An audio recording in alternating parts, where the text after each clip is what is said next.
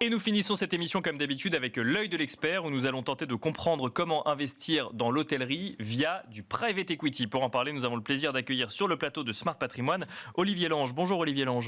Bonjour Nicolas. Bienvenue sur le plateau Smart Patrimoine. Vous êtes le président de LFPI Gestion. Et alors quand on parle d'investir dans l'hôtellerie via du private equity, c'est pour faire la différence justement avec l'investissement immobilier classique où on achète les murs et ensuite on laisse une société exploiter du coup les murs. Là, on est vraiment dans l'acquisition d'une entreprise qui tourne déjà avec les murs, mais aussi le fonds de commerce. C'est exactement ça. Donc, on rachète un hôtel qui est une entreprise avec une composante immobilière significative, mais qui est une entreprise avec des clients, des salariés, qui a vocation à se développer, à être géré le mieux possible.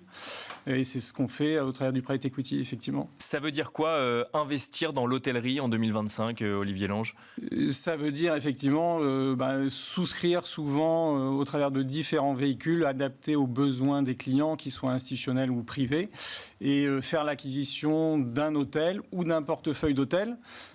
Prendre une participation significative ou au contraire mettre un petit ticket de diversification au travers d'un véhicule commun de placement. D'accord. Donc il y a vraiment plusieurs manières effectivement d'investir dans l'hôtellerie et justement notre rôle c'est d'écouter les besoins des clients et d'essayer de trouver l'offre adaptée à leurs besoins.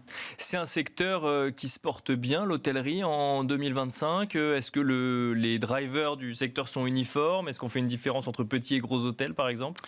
C'est, je pense, un secteur qui est durablement porteur, qui est notamment drivé par la demande touristique qui est particulièrement forte en France et le fait que l'offre hôtelière est relativement limitée. En réalité, il n'y a pas tant que ça d'hôtels. Les réserves foncières sont contraintes. Il y a la non-artificialisation des sols. Bien sûr. Donc, c'est un secteur qui est porteur. Il y a une composante immobilière qui rassure les clients et qui est particulièrement adaptée, je pense, dans des périodes d'inflation et de hausse des taux, parce qu'à la différence d'autres actifs immobiliers que vous avez dans le bureau ou le résidentiel, vous avez des loyers fixes ou en tout cas légèrement indexés. Là, les hôteliers, évidemment, ils changent leur prix quotidiennement. Ils peuvent effectivement les augmenter si c'est nécessaire. Et donc, c'est un secteur qui s'adapte bien.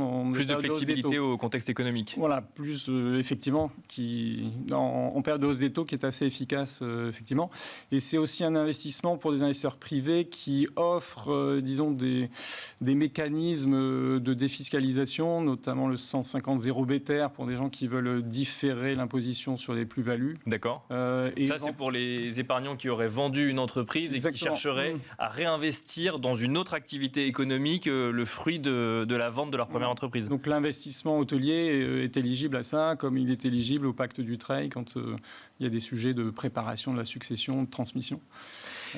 Quand on fait de l'investissement en private equity, alors vous l'avez dit, c'est pour des institutionnels mais aussi des particuliers, ça nécessite quand même d'avoir au-delà d'une connaissance du marché immobilier, une connaissance du secteur de l'hôtellerie. Il faut trouver quoi ? On va jusqu'à trouver le gérant et les équipes En tout cas, je pense qu'on peut définir ce qu'on souhaite, acquérir des actifs par exemple dans des stations balnéaires ou au ski, des actifs de périphérie ou des actifs de centre-ville.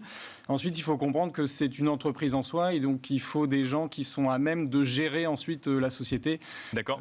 Travailler sa commercialisation, ce qu'on appelle le yield management, l'optimisation des prix de vente, bien manager les équipes. Il y a de nombreux salariés dans un hôtel, gérer des travaux. C'est une activité à part entière, donc il faut effectivement souvent passer par des professionnels si on ne veut pas gérer soi-même, ce que les particuliers ne sont pas toujours à même de faire. Bien sûr. Et quand on est justement investisseur particulier, vous constatez qu'on investit combien en moyenne, combien de temps et via quel type de véhicule ? En tout cas, via nos solutions, je dirais que la fourchette est large, de quelques dizaines de milliers d'euros jusqu'à quelques millions pour les plus fortunés. D'accord. Et certains investisseurs peuvent effectivement vouloir détenir à 100% un hôtel, voire un portefeuille d'hôtel. Donc ça peut les conduire à investir des montants significatifs. Et c'est des investissements qu'on fait dans la durée, sur quoi ? Sur 5 ans, 10 ans, 20 ans ? C'est un changement d'activité pour certains ou... En moyenne, c'est des investissements de 5-6 ans qui permettent effectivement de créer de la valeur après l'acquisition, souvent par des programmes de restructuration, de repositionnement de l'hôtel après des travaux significatifs. C'est pour ça que ça prend plusieurs années pour en tirer le plein potentiel et avant de revendre. Et alors justement, si on parle de rendement, alors vous nous avez dit qu'il y avait un avantage fiscal pour ceux qui effectivement ont déjà revendu une entreprise, mais hors avantage fiscal, le rendement d'un investissement hôtelier? Hors avantage fiscal, et en moyenne, les TRI nets sont compris entre 7 et 15%. Voilà, vous avez des opérations qui offrent des rendements élevés avec des risques un peu supérieurs. Et à l'inverse, quand vous achetez un très bel hôtel au bord de la mer, dans un emplacement numéro 1, vous aurez peut-être un peu moins de rendement, mais sans doute beaucoup moins de risques par rapport à d'autres actifs hôteliers. Merci beaucoup Olivier Lange de nous avoir accompagnés dans Smart Patrimoine. Je rappelle que vous êtes le président de LFPI Gestion. Merci beaucoup. Merci à vous. Et quant à nous, on se retrouve très vite sur Be Smart for Change.